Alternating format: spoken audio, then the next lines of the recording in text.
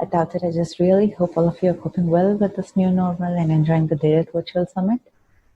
And of course, staying home and staying safe. I would have really loved to interact with you guys directly because that would make me do you some random activities, but we need to adjust to the new normal.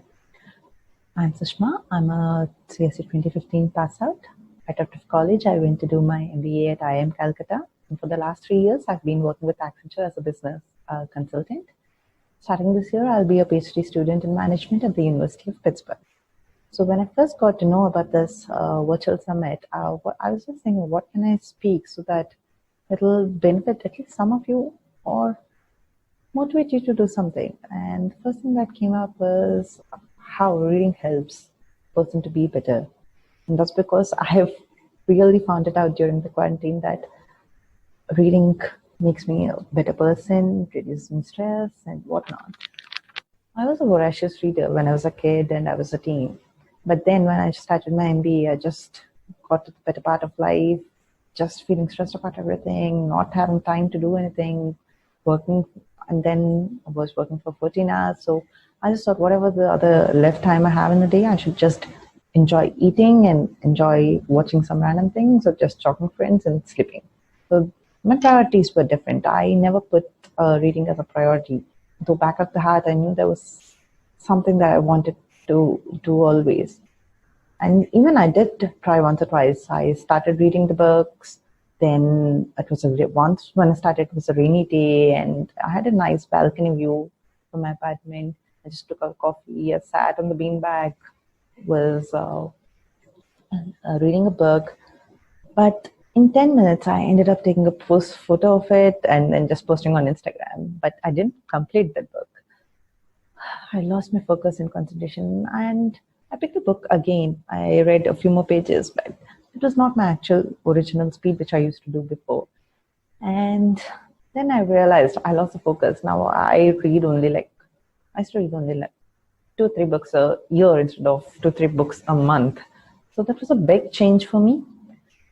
And quarantine started. I started staying at my parents' home. I did not have a lot of friends to meet here. And anyways, it was a lockdown, so I couldn't meet.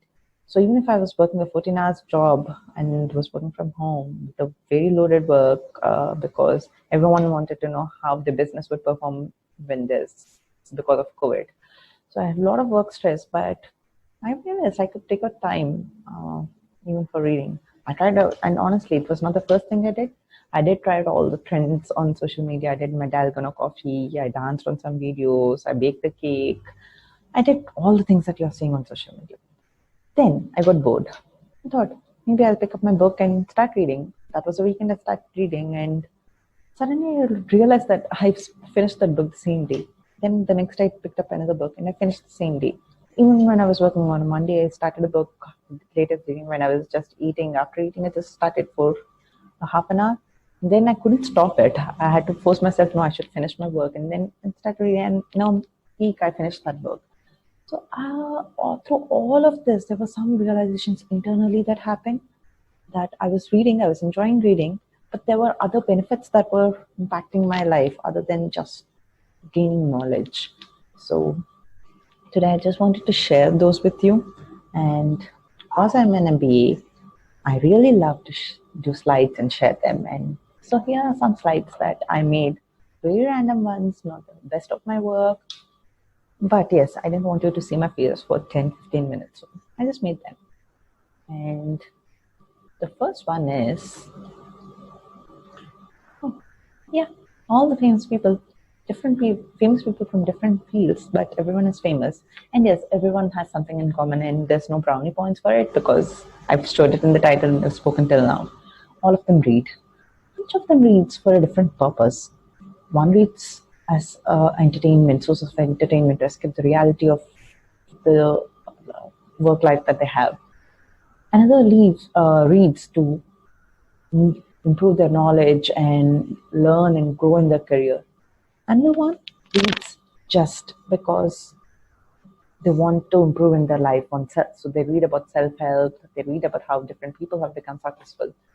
But yes, all of these awesome people read, and they make it as a point to keep it as a priority to read X number of books per head. They have different targets, and each one of us can have different targets because each one of us are built differently and enjoy things differently.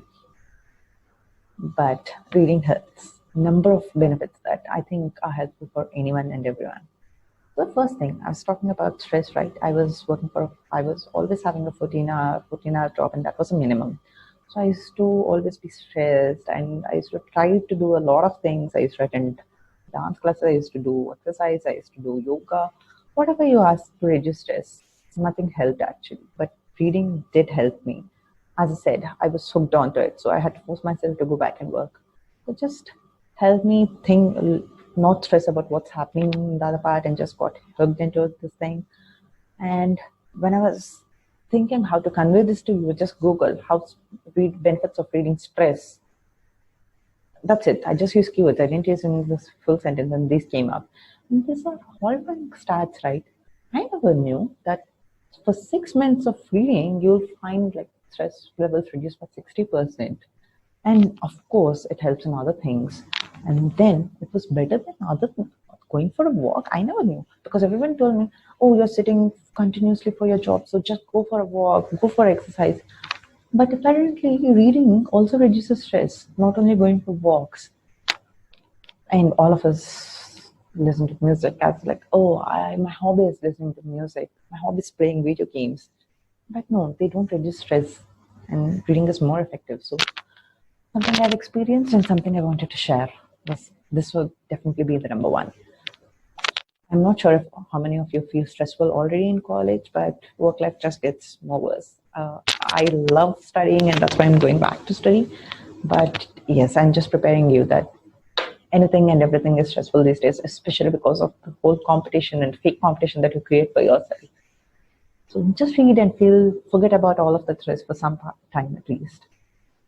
Then the other thing that I wanted to share was a common thing that we see in human beings. We always learn from each other. As kids, we learn from parents. As when we go to school, we learn from our friends. We learn on different things. We learn what their habits are. We try to imitate them. We try to know about their culture. We just try to understand their mindset. And there are a lot of things. And as you grow up in college, you ask your seniors, right? Like, oh, do you have this record? How to do this experiment? Did you do this project? And did you have this professor? Did you go to this class? Is it good? Is it not good? What to do? What not to do? How to organize a fest? Everything and everything. You just go ask your senior or professor.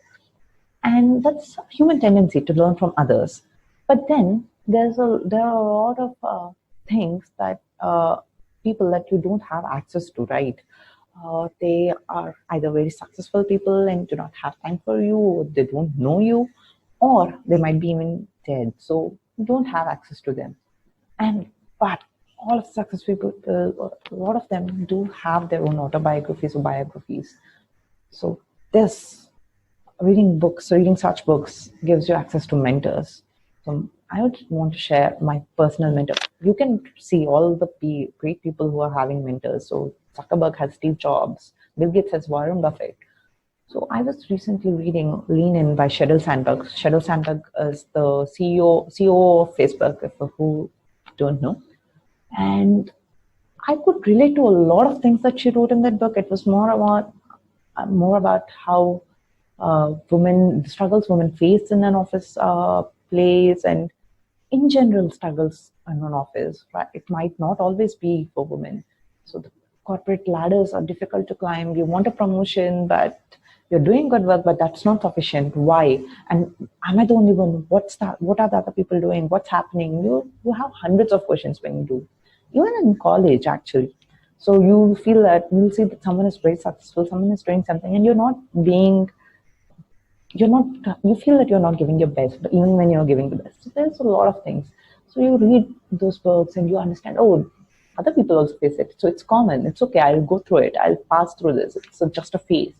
So that's what I learned. And I don't know what all these people learn. Zuckerberg sometimes says that Jobs was very innovative, and I just wanted to be like, do something very innovative, and that's how I created Facebook. So yes, you have access to mentors, and through the books, you have their advice, their mindset, their lifestyle, everything you want to know, everything that tomorrow you want to start your entrepreneurial venture, but you have no one to talk to. You don't know any seniors. You don't know anyone in your close circles. Then just read books of a lot of entrepreneurs, what the struggles they had, and get access. You get to know, okay, this might be a trouble, so you'll be better prepared to it. Okay, this is something that I think all of us should agree, and because the simplest example I can give is a Harry Potter movie and a Harry Potter book. How many of you have read a Harry Potter book and then gone to movie? So you know that stark difference. When you're reading a book and you're imagining Hogwarts, you're imagining 90 by 4th and Harry running into it, you had different imagination power, right? Like you were think about it in your own way. And then you watch a movie and you just get restricted to that. Okay, 90 by 4th looks like this. It's just like a block over here. And you don't add any colors to it. You don't think about random things. But when you're reading a book, you create some mind maps. Okay, they go through the cream from here to here, and you just link everything. So it does not only improve your creativity, it also improves your analytical skills. Actually, I forgot to mention that there. So you create a lot of mind maps. Everything is related in your head. So you become more analytical, you become more creative. I think that's the best of both worlds, right? Some people are more analytical and some people are more creative. And when you read book, you become both. Better, it might be like you're better at something more than the other, but you just get both the skills. And last but, okay, also forgot. There was another passive benefit when you're reading, right? It improves your confidence. You read a lot, you learn a lot about a lot of things. So whenever someone is talking, you just can go and pitch in, okay, oh, but I read in that book that this is what happens. And suddenly you'll feel like, oh, this guy knows something. This girl is actually good. And then you just feel more confident. Also, passively, you improve your vocabulary. You read a lot of books. You know a lot of words, and when you're articulating it, you're more confident in speaking across, putting out your views. And yes, you become an attention seeker because everyone listens to you because you're knowledgeable, better knowledgeable than going through memes and just sharing memes. Because again, a lot of memes are not true. Everything is fake information. So how many of our algorithms people are trying to weed out fake information? That's not really happening. Books are the best buddies in that way in giving you facts. And the last one, it improves your focus and concentration. Remember how I told that I was not able to finish a book? I read a few pages and I couldn't complete it. And suddenly it changed that I'm just getting hooked to the book. I'm not able to stop it. I'm reading one book at a go. And I had to be scolded by mom to come and have food. So yes, it improves your focus because you just get hooked into the characters. It might be that you're related to, oh, I had my childhood also similar to what he's describing in the book. We're just so common. It feels so good to relive your childhood. Otherwise, it might be like, oh, he had so many struggles. Poor kid, how did you do? And you just go on to the next page and next page and next page, and you just love that thing to love having concentration and focus, especially in this world where you just go when you're watching a Netflix video or YouTube video, just go through the YouTube video and someone is staying and you're just keeping your ear there and then scrolling something on your phone. That's because they might have told something and you want to explore that. Then you're not really having concentration, right? You're just giving 1 ear there and 1 ear here. And that's why you can't listen to lectures also for 50 minutes straight. So read books and you'll improve your focus and concentration unknowingly. You won't know this. Once you start reading, you just get hooked and you'll see that reflect in your lectures too, that you're just listening to the lecture and not losing concentration, not looking into your mobile, not chatting, not getting sleep. And yes, I think that's a very good thing to improve when you're in college, right? You want to listen to all your lectures so that you need not study a lot after going home. You can just listen to it and retain it. So I just wanted to end it with something I felt was really good and really, I believe. The more things that you read, the more things you will know. And the more that you learn, the more places you'll go. You'll just love living your life once you start making reading a habit. I don't say read 50 books a year, 365 books a year, whatever, and read only on a book or read only on a Kindle device or read just hear to audiobooks, whatever works for you, but just read because immense power of knowledge. And I really hope after this way, after today, someone, at least some of you, just go back and open the books that are lying in your shelves. On the turn, bye bye. Have a nice day.